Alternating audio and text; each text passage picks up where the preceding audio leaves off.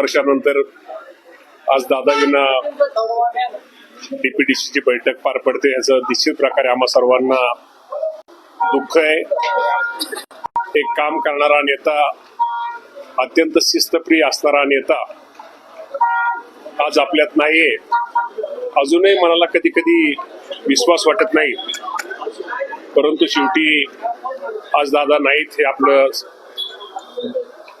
आपल्या सर्वांना माहित आहे. त्यामुळे आजची डीपीडीसीची पहिली बैठक सुनेत्रा वहिनी पवार यांच्या अध्यक्षतेखाली संपन्न झाली. वहिनी ऑनलाईन या बैठकीसाठी उपस्थित होत्या, कारण मुंबईला पण लगेच दुसरी बैठक राज्यस्तरीय बैठक असल्यामुळं वहिनी तिथं ऑनलाईन उपस्थित होत्या.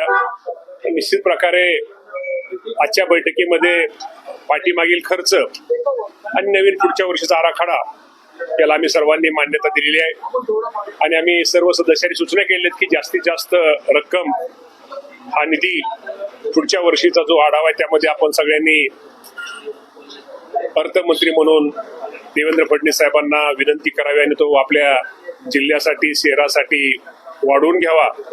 त्याप्रमाणे ते आम्ही सर्व सदस्यांनी सूचना त्याबद्दल अनेक मांडलेले आहेत. अनेक साधक बाधक सदस्यांनी अनेक सूचना, खूप चांगल्या सूचना मांडलेल्या आहेत. त्याची नोंद वहिनींनी तिथं घेतलेली आहे.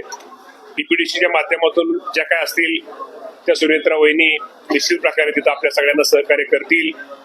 राज्य सरकारच्या ज्या मुख्यमंत्री लेवलच्या नगर विकास विभागाच्या असतील त्या या राज्याचे मुख्यमंत्री देवेंद्र फडणवीस साहेब असतील, एकनाथ शिंदे साहेब असतील, यांच्याही माध्यमातून आपल्या पुणे जिल्ह्याला कशी मदत होईल हाही प्रयत्न झालेला आहे. त्यामुळे अनेक सूचना आजच्या बैठकीमध्ये मांडलेल्या आहेत. परंतु निश्चित प्रकारे आणि आज बैठक सुरू करताना आम्ही सगळ्यांनी एकच पाळलं की दादा हे अत्यंत शिस्तप्रिय होते. 10 वाजता बैठक होती, आम्ही 10 वाजता बरोबर ऑनलाईन बैठक, वहिनी पण 9:55 तिथं हजर होत्या आणि 10 वाजता ऑनलाईन बैठक. आपल्याला माहिती आहे दादांना जर आपल्या श्रद्धांजली व्हायची असेल तर दादांचा टायमिंग, वेळ महत्वाची होती.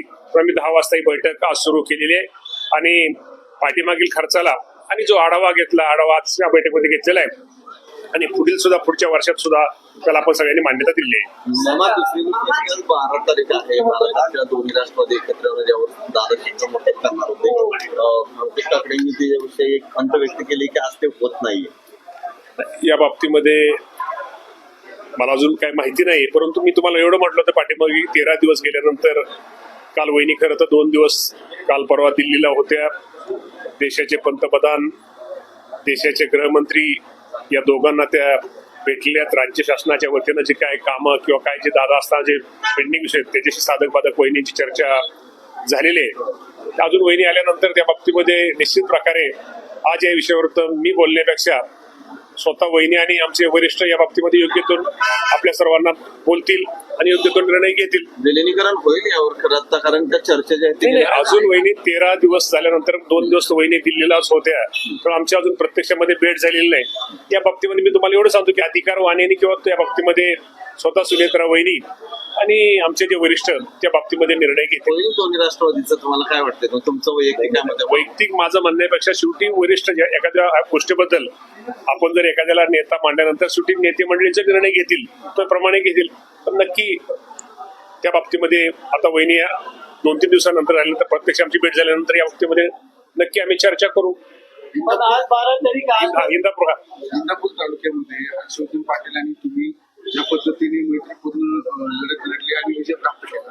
मैत्रीपूर्ण आहे आम्ही मैत्रीपूर्ण वगैरे नव्हतं. आम्ही राष्ट्रवादी काँग्रेस पक्ष आणि घड्याळ चिन्हावरती आम्ही दोघं पण लढलेलो आहे आणि 24च्या 24 उमेदवार आपल्या सगळ्यांना माहिती आहे की चांगल्या मतांनी निवडून आलेले आहे. 100% मला मी म्हणण्यापेक्षा मी तुम्हाला बघायला सांगितलं या बाबतीमध्ये नक्की वरिष्ठ या बाबतीत निर्णय घेतील. राष्ट्रवादी काँग्रेसच्या राष्ट्रीय अध्यक्ष पदासाठी देखील चर्चा सुरू आहे. काय चर्चा होती की सुनेत्रा पवार नाही या बाबतीमध्ये आम्ही तुम्हाला हेच म्हणलं की आम्ही कुणीतरी वेगळं बोलण्यापेक्षा आम्ही काहीतरी बोलून तुम्हाला काहीतरी ब्रेकिंग देण्यापेक्षा या बाबतीमध्ये निश्चित प्रकारे आमचे वरिष्ठ आणि स्वतः आज आमच्या सुनेत्रा वहिनी पवार ह्या प्रमुख आहेत. या बाबतीमध्ये निश्चित प्रकारे ते योग्य तो निर्णय घेतील आणि वहिनी जो निर्णय घेतील तो वहिनींच्या निर्णयाच्या पाठीमागे आम्ही सगळेजण आहोत. तुमची car, electric panel, data server आगीपासून सुरक्षित आहे का?